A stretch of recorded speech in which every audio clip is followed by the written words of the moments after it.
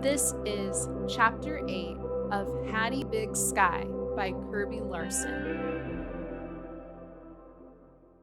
The Ides of March, 3 miles north and west of Vida, Montana. Dear Charlie, Mr. Whiskers sends his greetings. You might not recognize him. He's gotten so full of mice and who knows what all else. He's still not warmed up to Chase, but lets Maddie fuss and pet at him to no end. One day, she even dressed him in one of Mulie's bonnets. That little girl could sweet-talk anyone into doing anything. And now, you are an engine fitter. How exciting to work with aeroplanes. Mind the propellers. Have you heard about the daylight saving time plan? It seems so odd to begin it on Easter Sunday.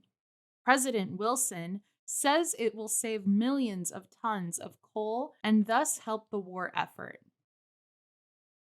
When I think of you bunking in leaky barracks and all of the other sacrifices you and the other doughboys are making, such a change seems a small thing. I have puzzled out what the stars mean that you put in the margins of each letter. Each one is a sad accounting.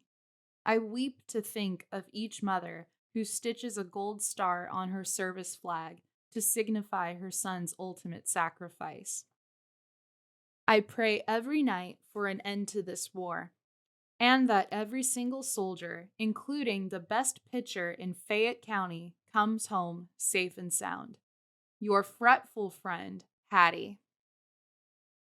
A stitched sampler hung on Aunt Ivy's kitchen wall. Monday, wash day. Tuesday, ironing. Wednesday, mending. Thursday, market. Friday, cleaning. Saturday, baking. Sunday, day of rest. It was Tuesday, so both sad irons were heating on the stove, and I'd covered the kitchen table with a clean blanket. The sheets were the hardest to iron, so that's where I started. When one iron cooled off, I'd set it back on the stove and pick up the hot one, running it over a piece of old flour sacking to clean off any ash. I had my camisoles and underthings laid out to iron next when I heard a horse in the yard. "Hello there," a male voice called out. "Ms. Brooks?" I peeked out the open door. Traft! For a fleeting moment, I wished I'd put on my skirt that morning instead of the more practical pair of Chester's old overalls. "Good morning, ma'am." The range horse was slick with sweat. "Wonder if I might water trouble?" I nodded. "Out for a long ride?" "You might say so." He slid to the ground with a jingle of spurs. "Would you like a cup of coffee?" I motioned him toward the house. "And some bread? It won't compete with Paraly's, but it won't kill you." Traft laughed. "Sounds about like my own cooking." He watered and tethered his horse, then stepped inside. "Won't you sit?" I stopped. There, for all the world and Traft Martin to see, were my underthings. I snatched them up and deposited them in a nearby empty lard bucket. "You've made it very homey around here," he said. A crinkle at his eyes betrayed him. He'd seen. Oh, Lord, what would Aunt Ivy think? I pointed to the apple crate. "This chair is especially comfortable." I quickly tipped over the lard bucket so he couldn't see its contents, then set out some refreshments. Traft devoured several slices of bread with Uncle Chester's buffalo berry jam and 2 cups of coffee. Then he pushed his plate and cup away. "Thank you," he said. "That did hit the spot." He shook his booted left foot. "Right down there." "I'm working on getting it lighter," I said. He grinned. "It's hard to get light bread in damp weather.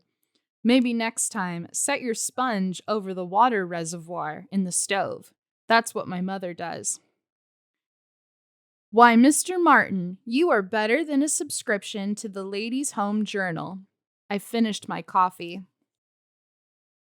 Speaking of my mother, she wanted me to invite you to church on Easter. There'll be supper after and a sewing circle for the Red Cross. He stood up. I couldn't tell if his cheeks were badly chapped or if he was blushing. I'd be pleased to come take you. Oh, thank you. But I don't know.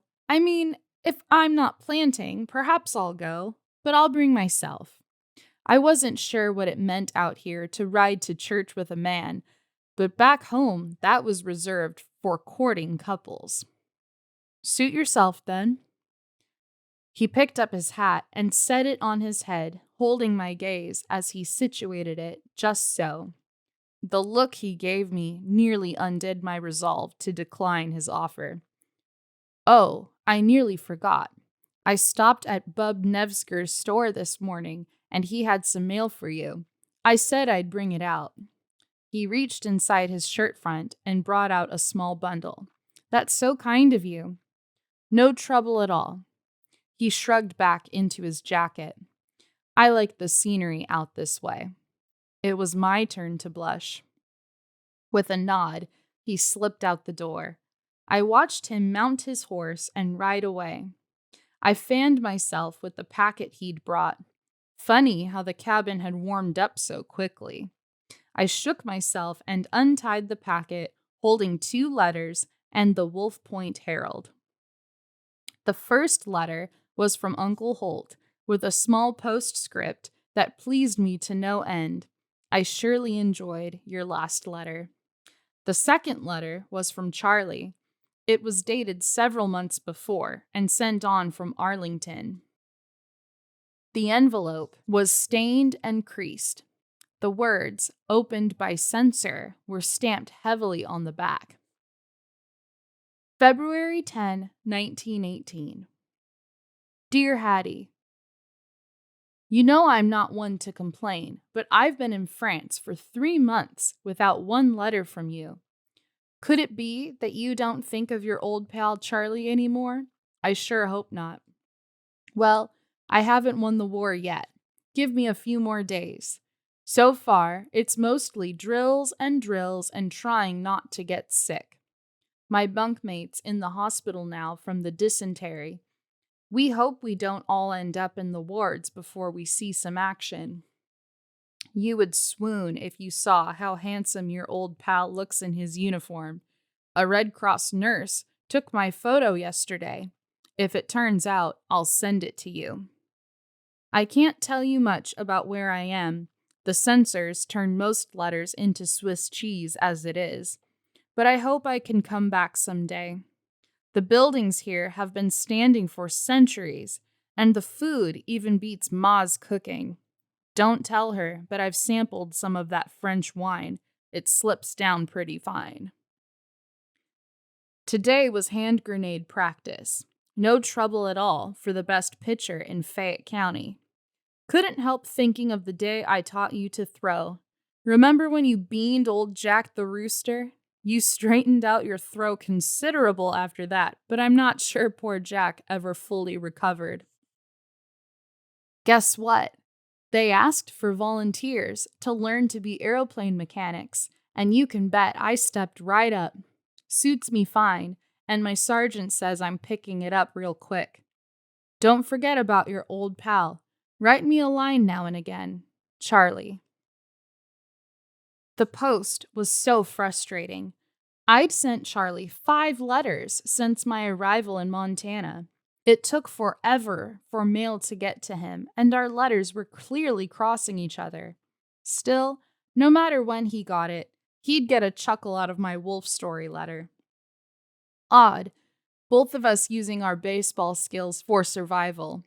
I reread his letter, then poured myself another cup of coffee and savored every word of the paper. The ironing could wait. According to the front page of the Herald, the British had staged daylight raids on Stuttgart. And another hospital ship had been torpedoed, but not sunk this time. Nothing about what was happening in France. Aunt Ivy would say no news is good news, but still, my stomach tightened as I scanned the front page. Nothing much more but the earth-shaking report that Henry Hahn's gray mare had wandered off again. And the Glacier Theater was showing In the Balance, starring Earl Williams. I hadn't been to a show since I saw Kitty Gordon in The Purple Lily, right before Charlie signed up. The old Hattie would have lingered over the movie ad, but not the new one.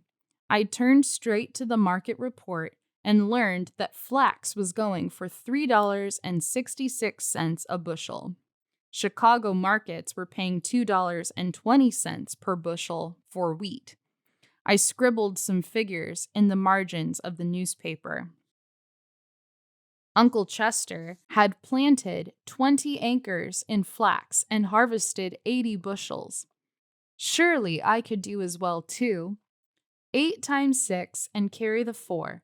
That'd be $292.80.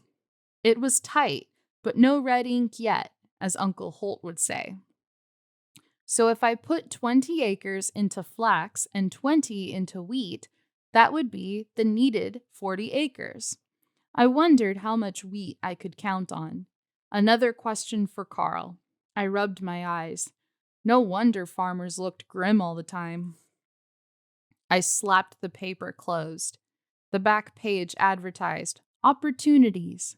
The Shamrock Cafe wanted experienced Chinese cooks. I didn't exactly qualify. The Smith Rooming House was getting ready to open. Experienced chambermaids wanted. I sighed. I'd left Iowa rather than work for Iantha Wells, but to save my claim, I might have to hire out to the Smith Rooming House. Folks did it all the time, worked a job as well as their claim. How they had the time, I had no idea. Mr. Gorley's sister, Clarice, taught at the Powder Creek School. Wayne Robbins from church helped out at Nevsger's store. And Leafy had told me about a young man from England who rode from town to town taking photographs of folks. His claim was down by Brockaway. I couldn't teach school, and Bub Nevsker had plenty of help at the store, and I sure didn't own a camera. My prospects looked puny. Lord, now would be a good time to move in your mysterious ways, I said aloud. Mr. Whiskers jerked awake. Assuming the crop came on strong, I couldn't harvest 40 acres on my own. Rooster Jim told me most folks hired Wayne Robbins or Mr. Gorley. They had binders and threshing machines. I hadn't asked him what that would cost. I'd have to ask him next time I saw him. Dollar signs flitted before my eyes. I drained the last of my coffee and stood to finish my ironing. Enough money or not, I would make it. Prove up Uncle Chester's claim. I had to. Little routines crept into my life. Chase and Maddie had worn a path next to my house, which was on their way home from school. Sometimes they didn't do more than wave, and sometimes they stopped and we discussed all manner of things. Chase was going places, that's for sure. He had ideas that most men never had, let alone 8-year-old boys. He trained his calf, Fawn, to come when he whistled like a killdeer. Last week, he'd made an elaborate trap to catch a prairie dog. Then I'm going to harness it to this wheel and pulley gizmo, he'd said, showing me a remarkable contraption. This goes in the chips bucket and, he rolled his hands around. Yeehaw! The chips flip right into the stove. No more mess. While he had successfully trapped the prairie dog, the rest of his invention wasn't quite the success Chase imagined, but he kept after it. And Red, he seemed purely starving for stories. Where Chase preferred words on a page, Maddie favored the spoken word. She could talk rings around anyone, and from her and Mulie, I learned much about the doings in Vita. Even if I'd had a telephone, like some of the folks closer to town did, I wouldn't have needed to listen in on the party line. Maddie would keep me up to snuff on goings-on, those that mattered to a 6-year-old at any rate. It was a cool day, damp from a recent rain. Another good day to pick rocks from what would be my wheat field. This land was shy on trees, but flush with rocks. I could have built a wall to rival that one I heard about in China. Some days, I was certain I'd be picking rocks even in heaven. The angle of the sun clued me in that I should be seeing 2 small figures any time now. I'd made some of what Paralee called sore finger biscuits. When your fingers were too sore to knead the dough, you'd pinch off balls and bake them. I'd sprinkled them with some cinnamon sugar, thinking they might shorten the walk home for 2 certain school kids. While I chunked rocks into a pile and waited for Chase and Maddie to pass by, I mentally composed my next letter to Uncle Holt. I wanted so badly to describe the prairie smell to him, the sweet promise of spring after a Chinook, the warm, edgy rub of sage, the ribeye steak smell of my fields. I feel as if I need to make up a new alphabet to be able to create the words that would summon up the stew of smells out here. I've learned not to take too deep a whiff when mucking out the barn, but most of the smells are good, wonderful, and hopeful, if smells can be such a thing. I got to turning words over in my mind, so I nearly forgot about my little trespassers. Ugh! I straightened up, aching from toe to hip with the strain of bending over hour after hour. I scanned the horizon. Oh, there they were. I waved and hollered. Fresh biscuits, I called gaily. But they didn't come toward me. In fact, they were running, stumbling away. 2 figures, the larger one tugging the smaller along, kept to the top of the cut bank. Maddie, Chase, I called again. They probably hadn't seen me, hunkered over in the field. Then I saw 3 other figures behind them. It didn't look like a happy situation. Children, I hollered. I hitched up my skirts and cut a diagonal to meet up with them. It took some effort on my part. Their legs were short but determined. Panting, I crested the cut bank. I found myself smack between Chase and Maddie and the 3 rough-and-tumble boys chasing them. Ow! I hollered as a stone clipped my shoulder. What is going on here? The trio stopped in their tracks, arms cocked back, hands loaded with rocks. No one answered me. I rubbed my shoulder where I'd been hit. My presence evened up the sides. I could tell they were thinking that over. Young man, I addressed myself to the tallest of the 3. He seemed to be the ringleader. I asked what's going on here. He just glowered at me and held his ground. I slowly bent down and picked up the rock that had struck me. The other boys lowered their arms. We're just having a game, the leader said. Throwing rocks at people isn't a game. I took a step closer to Chase and Maddie. It's cowardly. I'd hit a bullseye with that remark. The taller boy took a step forward. I squared my shoulders. Where do you boys live? I rolled the stone in my hand like a die in a game of chance. No answer. There was something familiar in the taller boy's face. You wouldn't be a Martin, would you? Don't have to answer to you. No, but I'm sure your mama will want to know I've had the pleasure of your acquaintance, I said, when I see her at church on Sunday. Why do you care? He asked. though in a somewhat deflated tone. You a Hun lover too? It was painful to hear childish voices using such names and labels. I am a friend to these children. I tossed the rock up and down in my hand. It was clear my conversation was not making much of an impression on him. Time to change tactics. I looked for something to aim at. A wild plum tree yonder made a fine target. I let loose. The stone hit the tree trunk with a satisfying smack. I gotta get home. One of the smaller boys took a shuffling step backward. Pa'll skin me if I'm late for milking. He and his buddy emptied their hands. Come on, Lon, they urged. Lon gave me one last defiant look. Hun lover, he spat. I held his gaze. So you say. I bent to pick up another stone. All three boys made elaborately casual turns, then loped back down the cut bank and out of sight. What was all that about? I asked. Chase shook his head. He began to march away. They took Carl's book, Maddie said. Her soft gray eyes wore an expression so sad it cut me. Chase! I ran a few steps, snagged his wiry arm, and turned him toward me. Oh!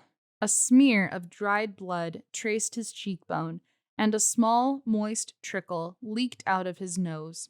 His face wore raw red marks, and a shiner threatened his right eye. Here. I dabbed at him with an apron corner held in trembling hands. He stood it for a moment, then jerked away. I'm never going back there, he said, through clenched teeth. Mama can't make me. He swiped at his nose again, forcing another streak of red across his face. At least come to the house and clean up. I hated for Paralee to see him like this. He hesitated. All right. I dragged the story out of him on the walk down the bank. Maddie, with help from Mulie, filled in details Chase overlooked. It belonged to Carl's mother, said Chase as we climbed the steps to my front door. Old fairy tales. And Lon threw it. Maddie held her own nose and covered her dolls. In the necessary. I ladled warm water from the reservoir on the stove into an enamelware bowl, soaked a rag, wrung it out, and handed it to Chase. He gently dabbed at his face. Why? I asked. They said it's against the law to have German books. Chase's answer was so quiet I nearly didn't hear. I took the rag from him and rinsed it out again. The water was sunset pink. What did your teacher say? Chase shook his head. Maddie shook Mulie at me. Mulie's mad at Chase for not telling. You didn't tell Mr. Nelson?